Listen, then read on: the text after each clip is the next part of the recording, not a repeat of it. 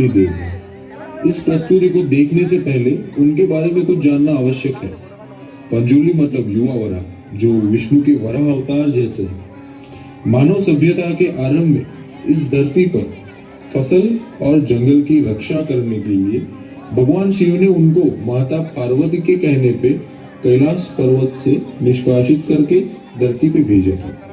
इसीलिए फसल की कटाई से पहले उनकी पूजा की जाती है और उस पूजा के दौरान जो नृत्य किया जाता है उसे भूता कोला कहते हैं। भूता मतलब देव्य और कोला मतलब नृत्य।